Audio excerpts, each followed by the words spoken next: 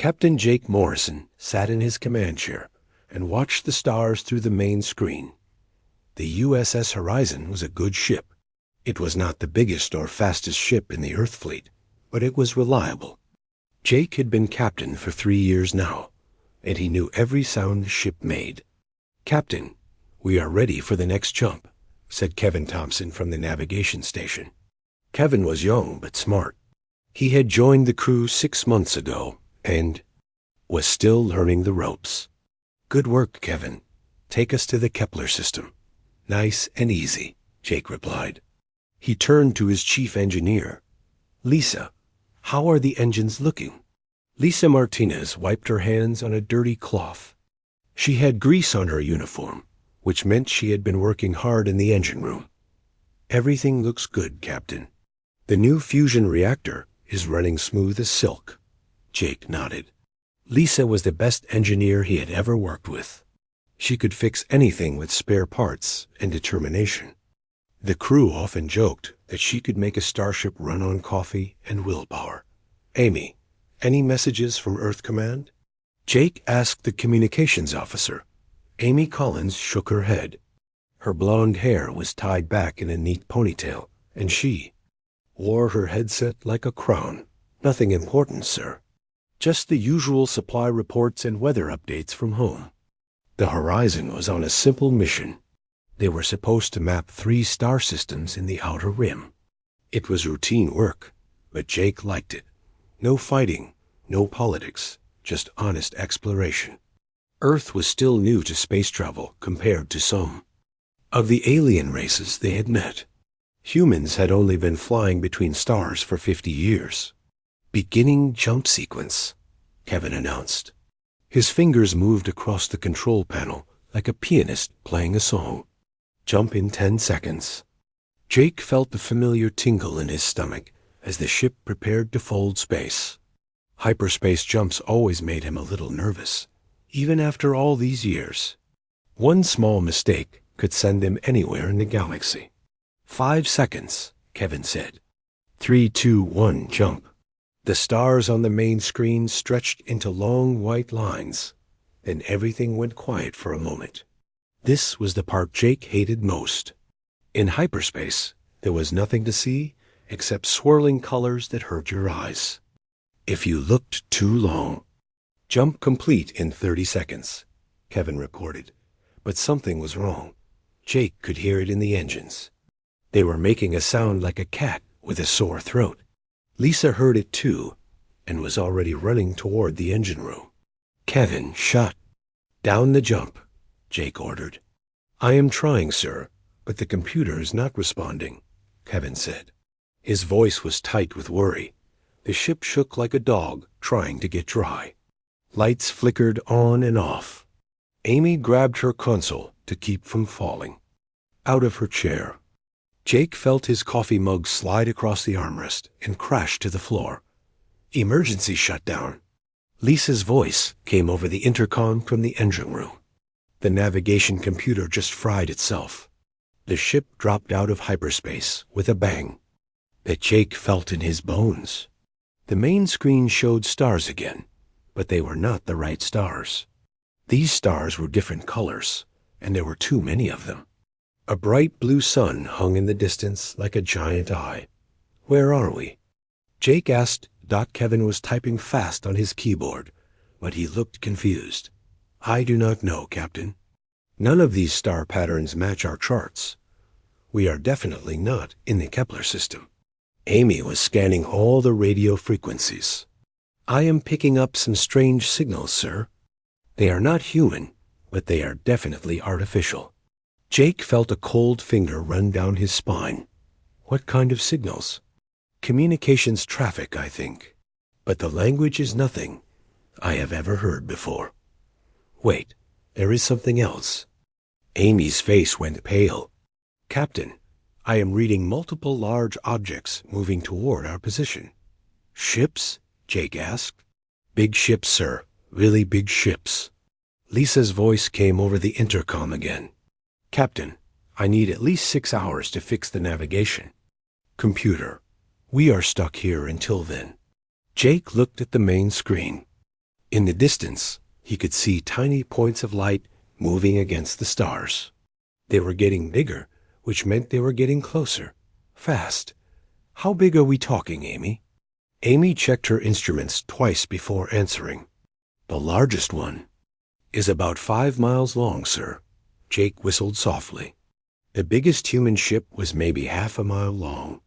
These aliens built their ships like floating cities. Any sign they have noticed us? Jake asked. Yes, sir. They have changed course and are heading straight for us.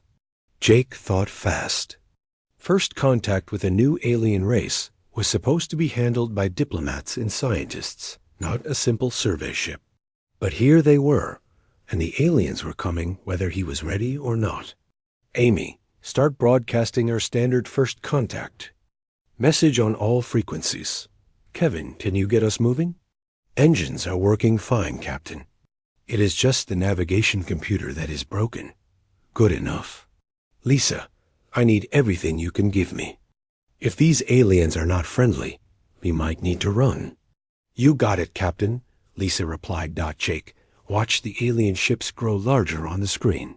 Soon he could see that they were beautiful in a strange way. They looked like someone had taken ordinary ships and covered them in crystals and flowing metal. They moved without any visible engines, gliding through space like fish swimming through water. Captain, Amy said quietly, I think they are trying to talk to us. Admiral Zorth Kane stood on the bridge of his flagship and stared at the strange vessel on his viewing screen.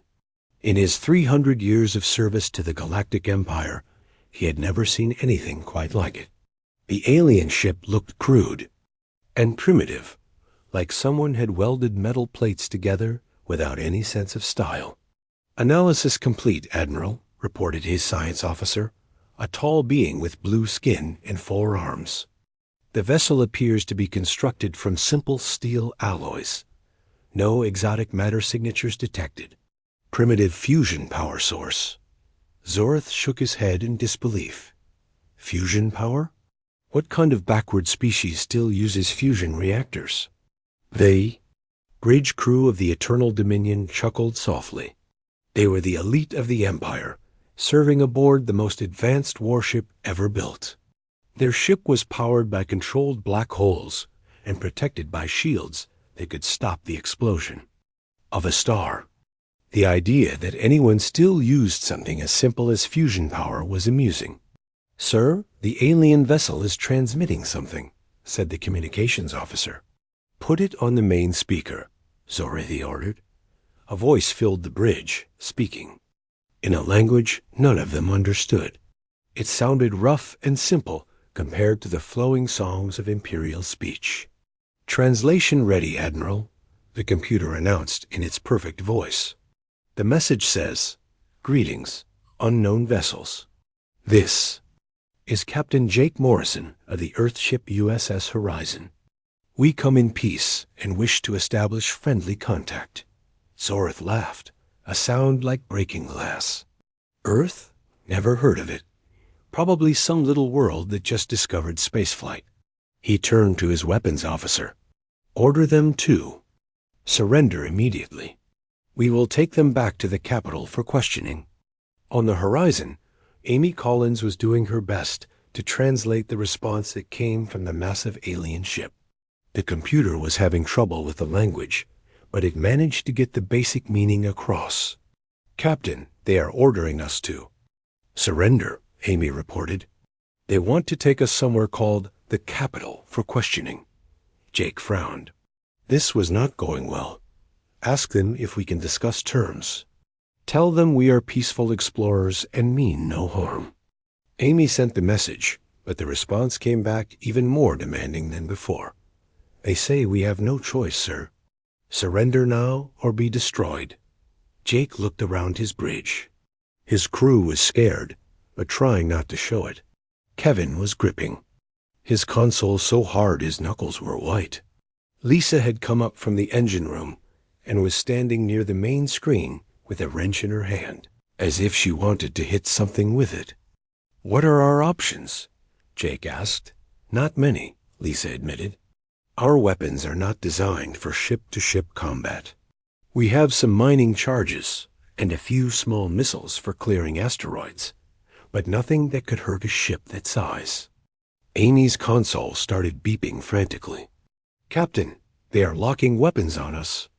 Raise our deflector shields, Jake ordered. Kevin looked confused. Sir, we do not have deflector shields.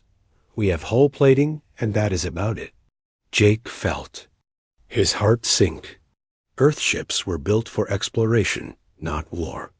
They had never needed fancy shields because they had never met anyone who wanted to fight them. Captain, Amy said urgently, they are demanding an immediate response. Surrender or they will fire. Jake made the hardest decision of his life. Tell them we surrender. Power down all weapons. Amy sent the message. On the Imperial flagship, Zorith was pleased with how easy this was going to be. Excellent. Prepare. A boarding party. We will take their ship and crew back too. The Admiral's words were cut off by a tremendous explosion. The Eternal Dominion shook like a leaf in a hurricane. Lights flickered and alarms started screaming. Report! Zorith shouted over the noise. Sir, our shields have failed. The alien ship just fired some kind of kinetic projectile at us. Zorith stared at the screen in shock. That is impossible. Our shields can stop anything. On the horizon, Jake was just as confused as the alien admiral. What just happened? Lisa was checking her instruments with a puzzled expression. Captain, I think one of our mining charges misfired. The automatic systems thought we were approaching an asteroid. Field and launched a charge to clear the way. You mean we just accidentally shot at them? It looks that way, sir. Amy was listening to the frantic chatter coming from the alien ships. Captain, I think we hurt them. They sound very upset. Jake stared at the main screen. The beautiful alien ship now had a huge hole in its side. Pieces of crystal and metal were floating away into space like glittering snow. How is that possible? That was just a mining charge. Lisa scratched her head. Maybe their shields only work against certain kinds of weapons? Our mining charges are just big chunks of metal with explosives attached. Pretty simple stuff. Kevin was monitoring the other alien ships. Captain, they are backing away from us. I think they are scared. On the Imperial flagship, chaos ruled the bridge. Half the crew was running around, trying to fix things while the other half stood in shock. Admiral, the science officer recorded with a shaking voice, their weapon bypassed our shields completely. It was just a simple kinetic projectile, but it was moving at nearly the speed of light. Our shields are designed to deflect energy weapons, not physical objects moving that fast. Zorith felt something he had not experienced in centuries. Fear. How did they accelerate a simple projectile to such speeds? Unknown, sir. This technology is beyond our understanding. Amy's voice came over the horizon speakers again. Captain, they are trying to communicate with us. The translation is rough, but I think they want to talk. Jake took a deep breath. Put me through to their commander. A few seconds later, a new voice filled the bridge. It sounded old and tired. Human vessel, this is Admiral Zorith Kane of the Galactic Empire. We wish to discuss terms. Jake blinked in surprise. A few minutes ago, this alien was demanding his surrender. Now, he sounded like he wanted to negotiate. Admiral Kane, this is Captain Morrison. I want to apologize for what just happened. That was an accident. Our automatic systems malfunctioned. There was a long pause before Zorith replied. And accident? Yes, sir. We had no intention of firing on your ship. We are peaceful explorers. Another long pause. Then Zorith's voice came back, sounding even more confused than before. You are telling me that you destroyed our shields and nearly killed my crew by accident? Jake looked around his bridge.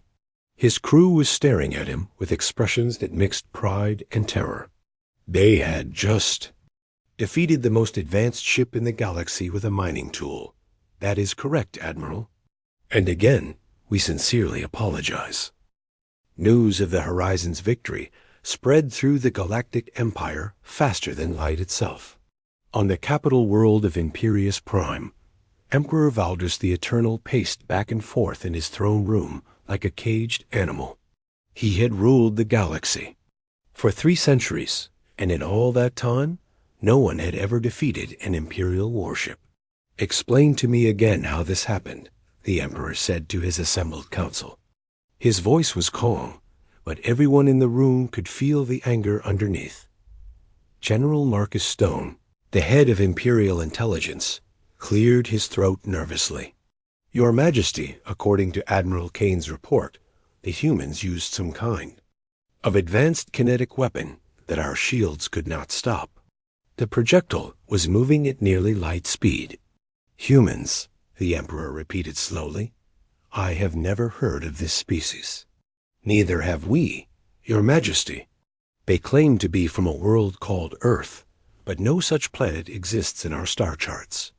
The Emperor stopped pacing and turned to face his science advisor. "Dr. Helen Price, what is your assessment?" Dr. Price was one of the few humans in the Imperial government. She had arrived in the Empire 20 years ago when her research ship had gotten lost, much like the Horizon.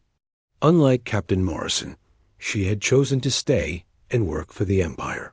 "Your Majesty," Dr. Price said carefully, "based on the technical data, I believe these humans have developed weapons technology that we do not understand. Their ability to accelerate simple matter to such high speeds suggests they have mastered physics that we have overlooked." The Emperor's eyes narrowed. "Are you saying they are more advanced than we are?" "In some ways, yes, Your Majesty." A cold silence filled the throne room. The Empire had always believed itself to be the most advanced civilization in the galaxy. The idea that some unknown species might be superior was terrifying. Meanwhile, aboard the USS Horizon, Captain Morrison was having problems of his own. His crew was excited about their accidental victory, but Jake knew it was just luck. If they met these aliens again, they might not be so fortunate. "Captain," Amy said from her station, "I am receiving a lot of radio traffic from the alien ships. It sounds like they are calling for help. Any idea what they are saying?" Amy shook her head. "The computer is still working on the translation, but I think they are very confused about what happened." Lisa came onto the bridge carrying a tablet full of technical data. "Captain, I have been studying the scans we took of their ship during the ... incident. Their technology is incredible. They have power sources I do not understand and materials that should not be possible. But our mining charge went right through their shields," Kevin pointed out. "That is the weird part," Lisa agreed. "Their shields are designed to handle energy weapons like lasers and particle beams. But a simple chunk of metal moving really fast, they never planned for that." Jake rubbed his forehead. He was getting a headache. "So we accidentally found the one weakness in their super advanced technology?" "Looks that way, sir." Amy's console beeped. "Captain, we are receiving another transmission from the Imperial ship. Put it through." Admiral Zorath's voice filled the bridge again, but this time he sounded different, more respectful. "Captain Morrison, this is Admiral Kane. My government wishes to open formal diplomatic relations with your people.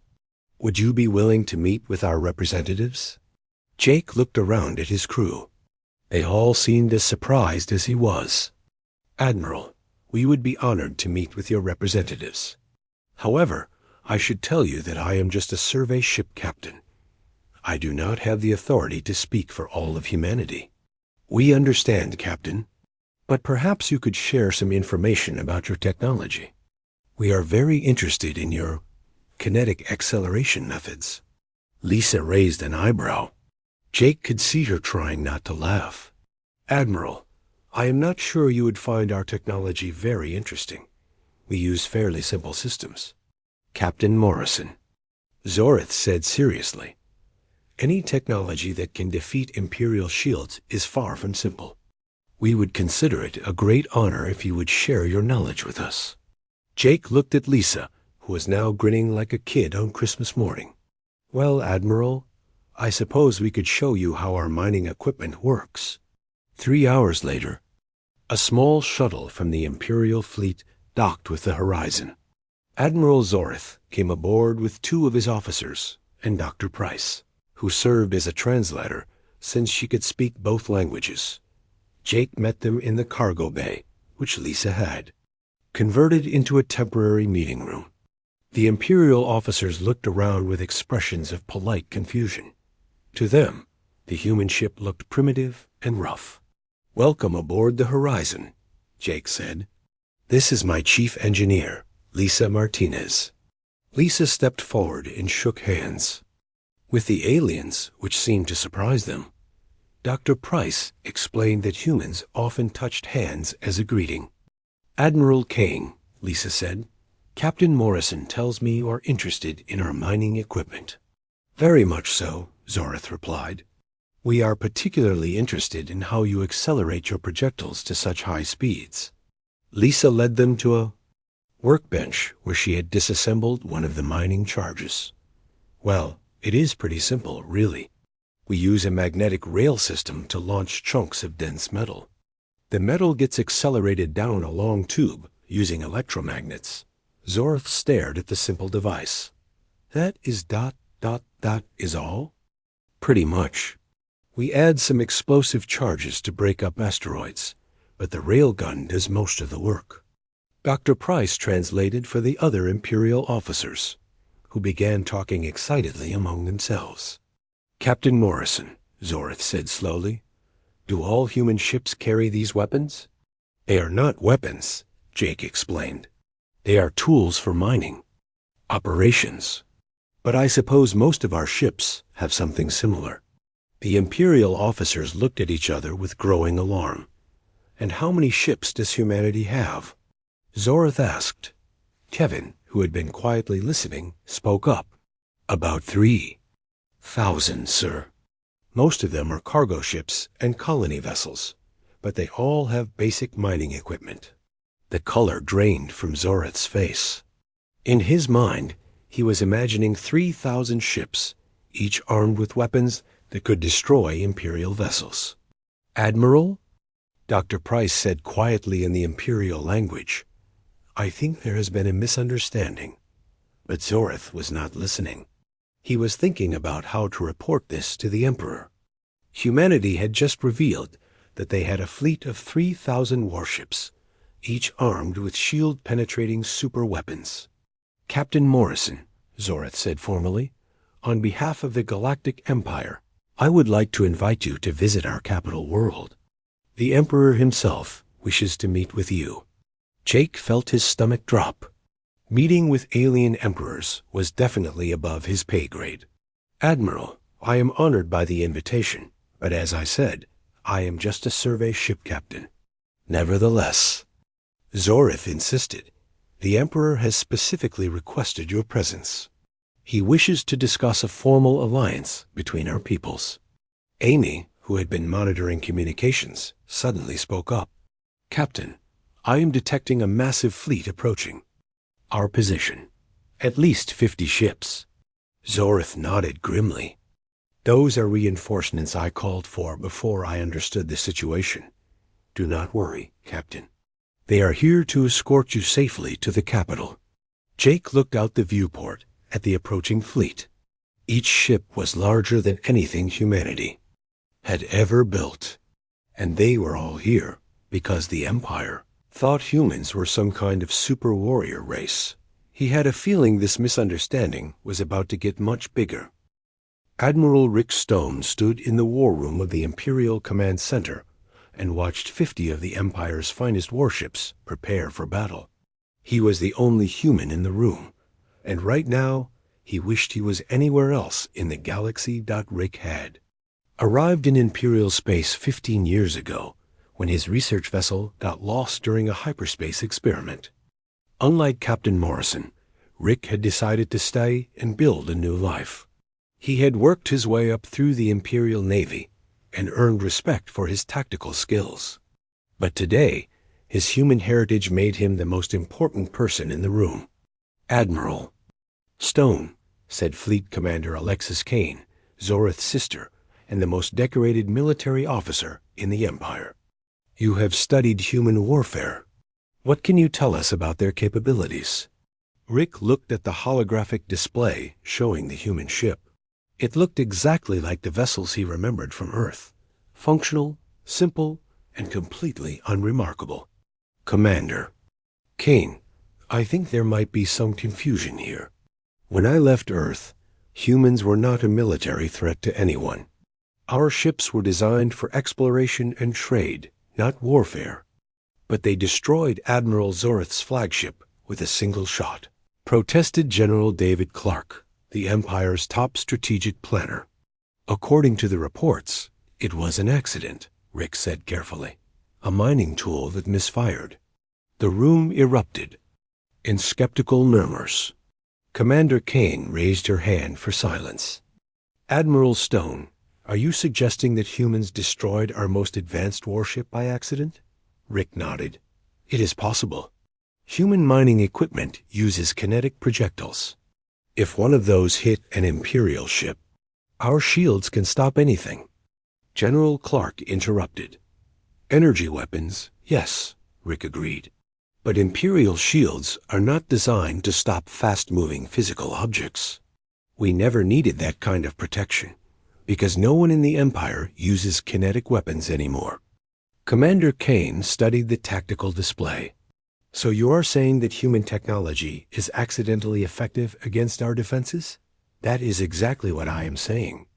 The room fell silent. The idea that the Empire's greatest enemy might be using technology they considered primitive was hard to accept. Sir, one of the junior officers spoke up. We are receiving a transmission from the human vessel. Put it through, Commander Kane ordered. Captain Morrison's voice filled the war room. This is Captain Jake Morrison of the USS Horizon. We are requesting permission to contact our government. We need to inform Earth about this situation. Rick felt his heart skip a beat. If Earth found out what was happening, they would send more ships. And if those ships were armed with kinetic weapons. Commander, Rick said urgently, we need to be very careful here. If humans think the Empire is threatening one of their ships, they might respond with force. How much force? Commander Kane asked. Rick thought about Earth's industrial capacity.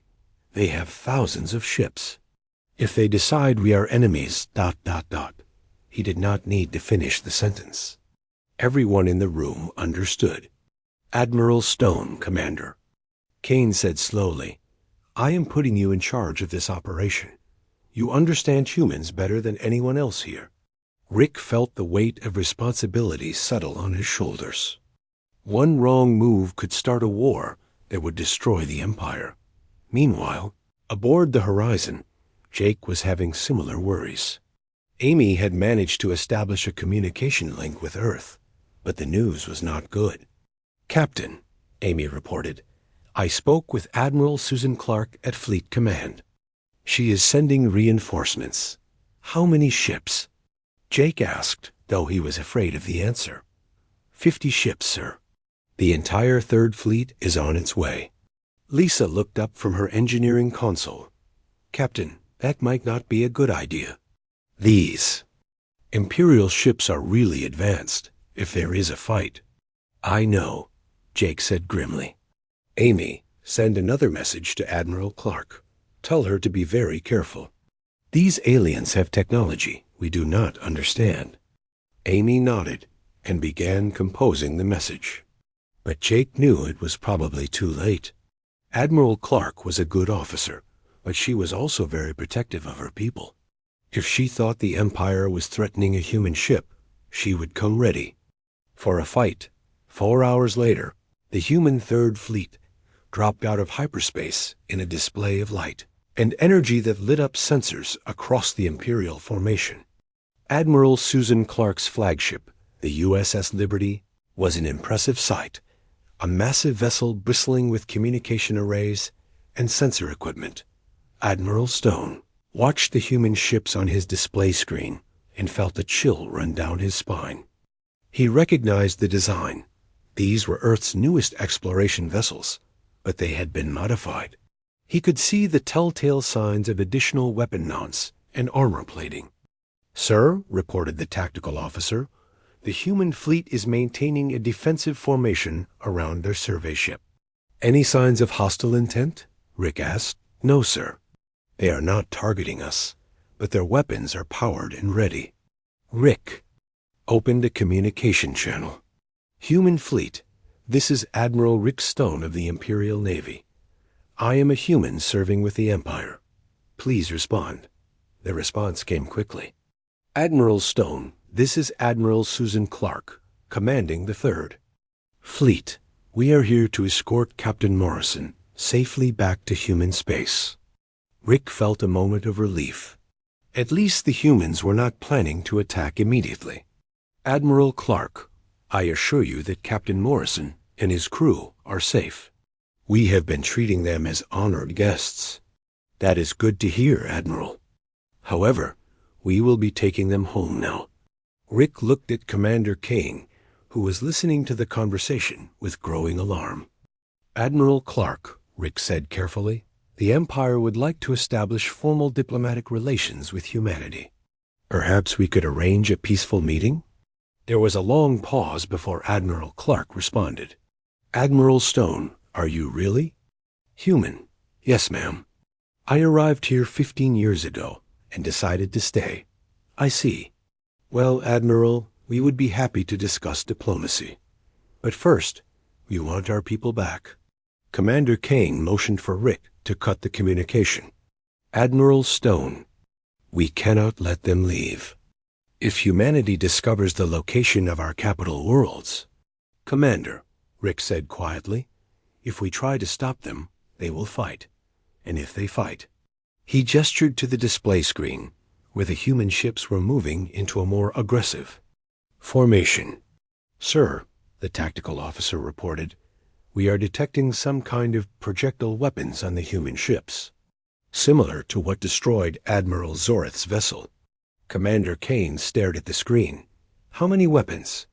"Each ship appears to have at least 20 kinetic launchers, sir." Rick did the math quickly. 50 ships, 20 weapons each. That was 1,000 kinetic projectiles that could punch through Imperial shields like paper. "Commander Kane," Rick said formally, "I recommend we allow the humans to leave peacefully. But our orders are—" "To prevent a war," Rick interrupted. "And right now, we are about to start one we cannot win." Commander Kane looked around the war room.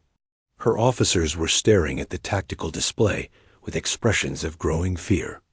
The Empire's most powerful fleet was facing an enemy they did not understand, armed with weapons that made their advanced technology useless.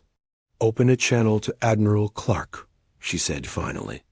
"Admiral Clark, this is Fleet Commander Alexis Kane. You are free to leave with Captain Morrison and his crew. However, we would still like to arrange a diplomatic meeting in neutral space." "That would be acceptable, Commander Kane. We will contact you once we have reported to our government." Rick watched the human ships begin to move away from the Imperial fleet. In the distance, he could see the small survey ship that had started this whole mess. Captain Morrison had no idea that his accidental shot had just changed the balance of power in the galaxy. "Admiral Stone," Commander Kane said quietly, "prepare a full report for the Emperor.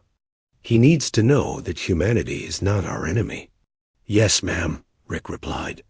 "But he also needs to know that they could be if we make the wrong choices." As the human fleet disappeared into hyperspace, Rick wondered what would happen next. The Empire had spent 1,000 years believing they were the strongest force in the galaxy. Now they had discovered that a species using primitive technology could defeat them without even trying. The question was, what would they do with that? Knowledge? 3 weeks after the incident, representatives from both the Galactic Empire and humanity met at a neutral space station called Haven Point.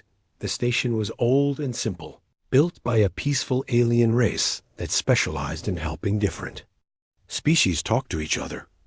Emperor Valdris the Eternal sat across a plain metal table from Admiral Susan Clark and Captain Jake Morrison. The Emperor looked exactly like what Jake had expected, tall, elegant, and wearing robes that probably cost more than the Horizon's entire budget. But his eyes showed something Jake had not expected, curiosity instead of anger. "Captain Morrison," the Emperor said in perfect English, "I must admit, your arrival has caused quite a stir in my empire." Jake shifted uncomfortably in his chair. "Your Majesty, I want to apologize again for the damage to Admiral Kane's ship. That was never supposed to happen." The Emperor waved his hand dismissively. "Admiral Stone has explained the situation to me. What interests me more is how such a simple accident exposed a weakness we never knew existed." Admiral Clark leaned forward. "Your Majesty, our scientists have been studying the technical data from the encounter. We think we understand what happened." "Please explain." Admiral Clark activated a small holographic projector that showed both ships during the incident. "Your Imperial technology is incredibly advanced. You use exotic matter, controlled black holes, and energy fields that we can barely understand. But because your technology is so sophisticated, you stop thinking about simple solutions." Dr. Carol Bennett, the lead scientist from Earth's delegation, stood up and pointed to the hologram. "Your shields are designed to stop energy weapons, lasers, particle beams, plasma cannons. These are incredibly powerful and complex weapons that require advanced technology to create." The Emperor nodded. "Yes, these are the weapons used by all civilized species. But," Dr. Bennett continued, "your shields work by deflecting or absorbing energy. A simple chunk of metal moving very fast is not an energy weapon. It is just a piece of matter following the laws of physics. Your shields did not know how to handle it." Admiral Rick Stone, who was sitting with the Imperial delegation, spoke up. "It would be like using a sophisticated electronic lock to protect a door, then being surprised when someone just breaks the door down with a hammer." The Emperor was quiet for a long moment. Then, to everyone's surprise, he started to laugh. It was a rich, deep sound that filled the small meeting room. "Are you telling me," the Emperor said between chuckles, "that my mighty empire was defeated by the galactic equivalent of throwing rocks?" Jake found himself smiling. "Well, Your Majesty, they were really fast rocks." This made the Emperor laugh even harder. Soon, Admiral Clark was chuckling too, and even the serious Imperial officers were trying not to smile. "This is wonderful," the Emperor said, wiping tears from his eyes. "For 1,000 years, my scientists have been making our technology more and more complex. We have weapons that can crack planets and shields that can stop the explosion of stars. But we never thought to protect ourselves against someone throwing a rock really, really hard." Lisa Martinez, who had been quiet until now, raised her hand like a student in school. "Your Majesty, if I may ask, how do you make your ships move so smoothly?" "We have been trying to figure it out for weeks." An Imperial scientist named Dr. Chun stepped forward. "We use controlled gravitational fields to manipulate space-time around our vessels. It allows us to move without traditional propulsion." Lisa's eyes lit up. "That is amazing." "We just use big rockets that push really hard." Dr. Chun looked confused.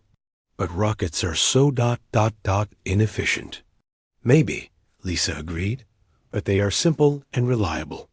When a rocket breaks, I can fix it with spare parts and a welding torch." "If your gravity thing breaks, what do you do?" Dr. Chun thought about this.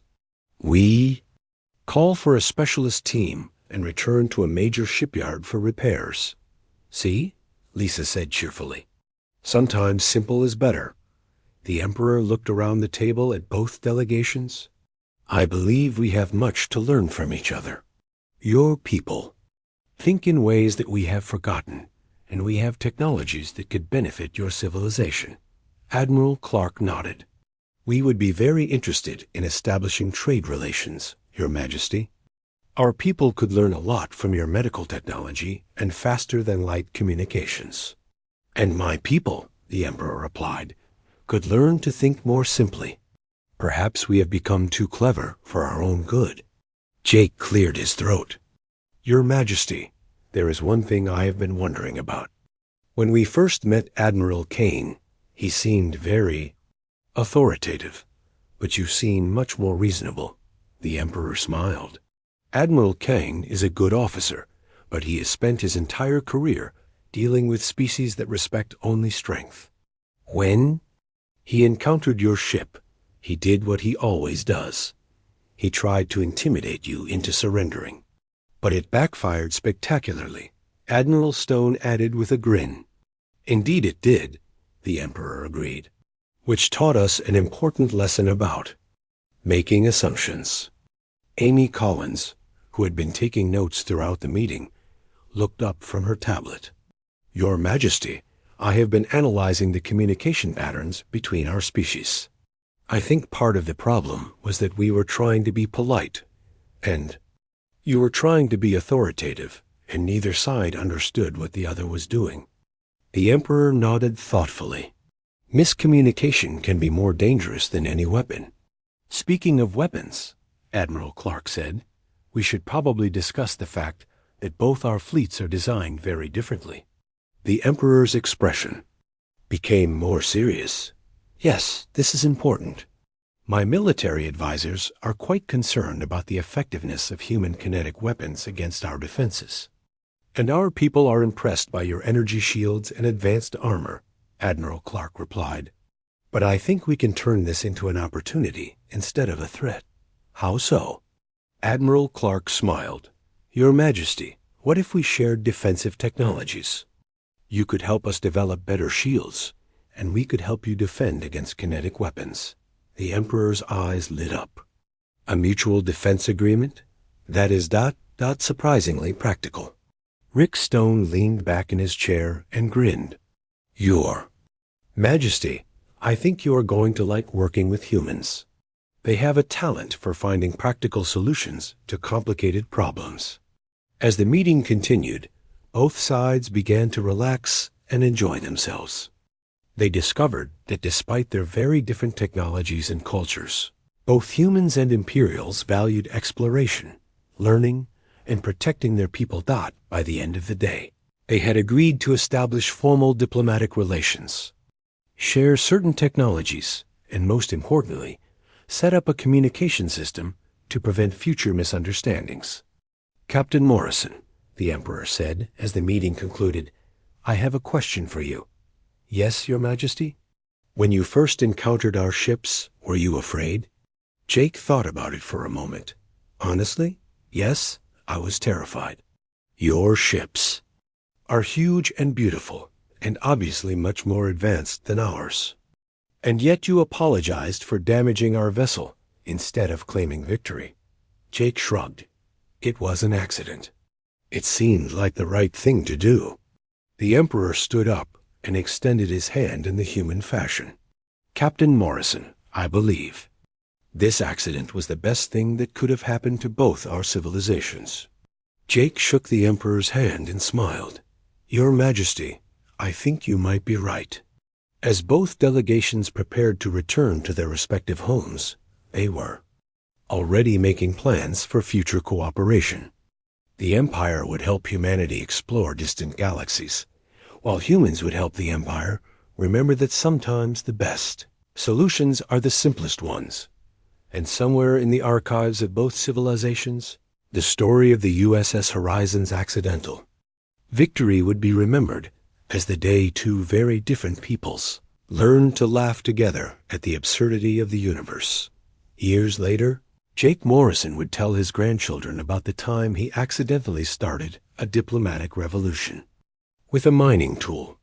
And in the imperial capital, the emperor would keep a small piece of earth rock on his desk as a reminder that wisdom can come from the most unexpected places. The galaxy, it turned out, was big enough for both advanced technology and simple solutions. All it took was a little understanding, a lot of communication, and the ability to laugh at yourself when things do not go according to plan.